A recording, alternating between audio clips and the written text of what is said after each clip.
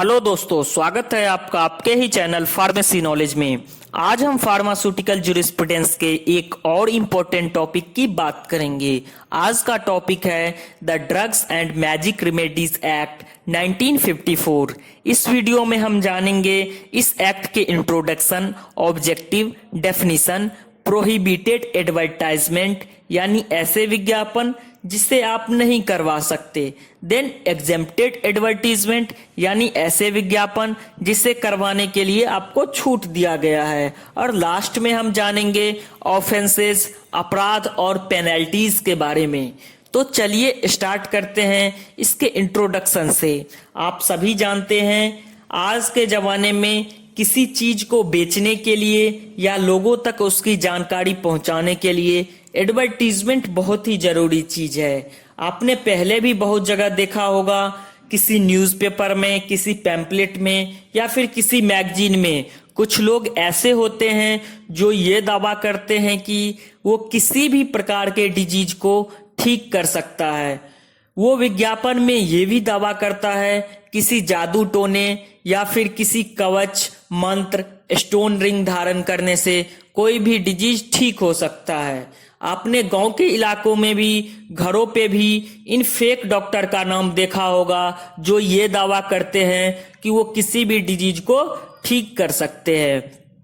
इस तरह के विज्ञापन को देखकर बहुत सारे लोग उनके तरफ आकर्षित होने लगते हैं और उनके द्वारा बताए गए दवा का सेवन करने लगते हैं। इसके साथ साथ ही ये विज्ञापन लोगों में सेल्फ मेडिकेशन को भी प्रमोट करते हैं। ये दवा ह्यूमन लाइफ के लिए हार्मफुल साबित होता है और कभी कभी उनका डेथ भी हो जाता है।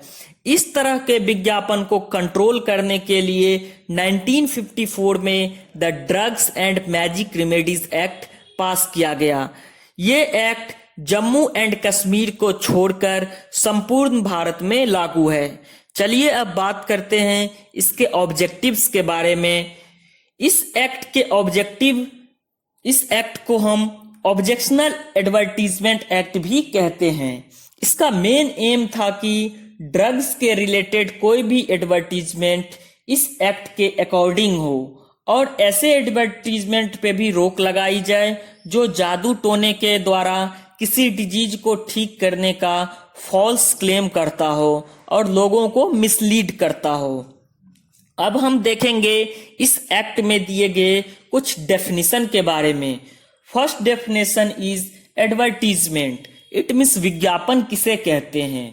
तो एडवर्टीजमेंट का मतलब है ऐसे नोटिस, सर्कुलर, लेबल, रैपर या कोई अदर डॉक्यूमेंट से जिससे कोई अनाउंसमेंट किया गया हो, या तो ओरली या फिर ट्रांसमिटिंग लाइट, साउंड या स्मोक, किसी भी प्रकार से प्रचार प्रसार किया गया हो, उसे विज्ञापन कहते हैं।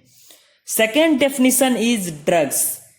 ऐसे एजेंट जो ह्यूमन बीइंग एंड एनिमल के डिजीज को डायग्नोज करे, क्योर करे या फिर उस डिजीज के प्रिवेंशन या ट्रीटमेंट में यूज किया जाए, उसे ड्रग्स कहा गया है। ये एजेंट इंटरनली एंड एक्सटर्नली दोनों तरीके से यूज हो सकता है। Third definition is magic remedies. It means जादू टोने से किसी डिजीज को ठीक करने का दावा। इसमें बताया गया है कि तिलस्म, मंत्र, कवच या फिर किसी अंगूठी धारण करने से एक चमत्कारी शक्ति आ जाती है जिससे किसी भी डिजीज का ट्रीटमेंट किया जा सकता है। इस तरह के फॉल्स क्लेम आगे चलकर ह्यूमन बीइंग को ही इफेक्ट करता है। आगे बात करेंगे ऐसे एडवर्टीजमेंट की जिसको इस एक्ट के तहत एडवर्टीज करने से मना किया गया है। इट मीन्स हम बात करेंगे प्रोहिबिटेड एडवर्टीजमेंट के लिए। प्रोहिबिटेड एडवर्टीजमेंट ऐसा एडवर्टीजमेंट है जिसे आप drugs and magic remedies act के अकॉर्डिंग आप पब्लिश नहीं कर सकते। इसमें पहली क्लास है दवा के बारे में एडवर्टीजमेंट, जो कि ये दावा करती है कि इन बीमारियों को ये ठीक कर सकता है। जैसे वोमेन में किसी भी तरह के मिसकैरेज को ठीक करने का दावा करता हो या फिर उस वोमेन में गर्भ धारण कराने का दावा करता हो, या ह्यूमन में सेक्सुअल प्लीजर को मेंटेन या इम्प्रूव कराने का दावा करता हो, या वोमेन में मेंस्ट्रुअल डिसऑर्डर को ठीक कराने का दावा करता हो, या किसी भी प्रकार के डिजीज को डायग्नोज करने या ठीक करने का दावा करता हो। इन सब तरह के विज्ञापन पर प्रतिबंध है। ये सब प्रोहिबिटेड एडवर्टाइजमेंट के क्लास हैं। अब देखेंगे प्रोहिबिटेड एडवर्टाइजमेंट के सेकंड क्लास की। तो इसमें कहा गया है कि किसी भी दवा के बारे में गलत जानकारी देना जो कि उनके ट्रू कैरेक्टर से बिल्कुल अलग हो और उस दवा के बारे में गलत दावा कर रहा हो, आप ऐसी तरह विज्ञापन नहीं कर सकते हैं। अब बात करेंगे हम एग्जेम्प्टेड एडवर्टीजमेंट की।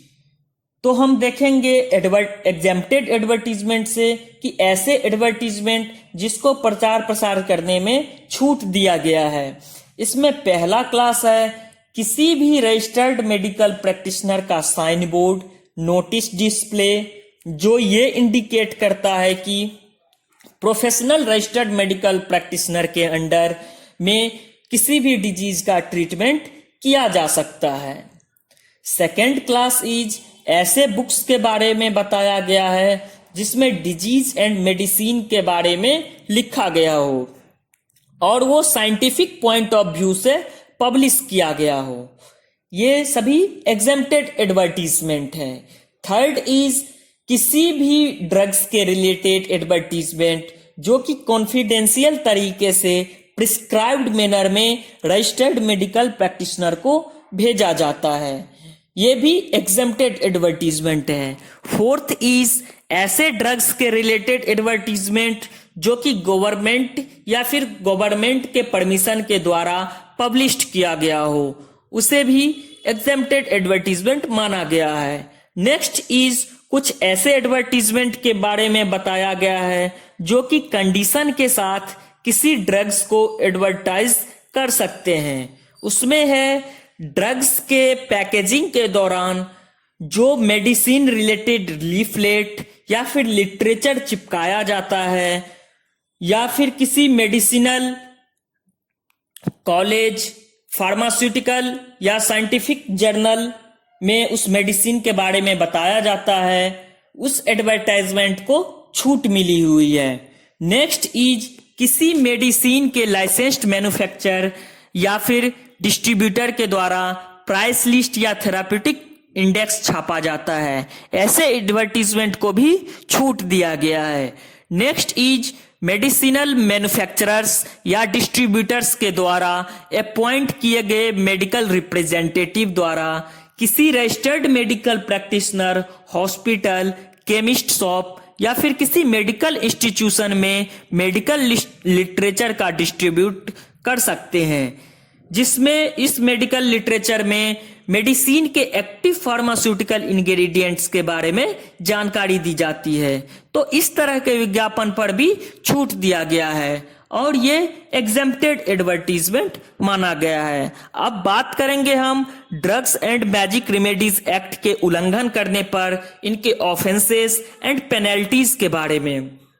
अगर कोई व्यक्ति the drugs and magic remedies act 1954 का उल्लंघन करता है, अगर वो पहली बार उल्लंघन करता है तो उसे 6 महीने की सजा और फाइन या फिर दोनों हो सकती है।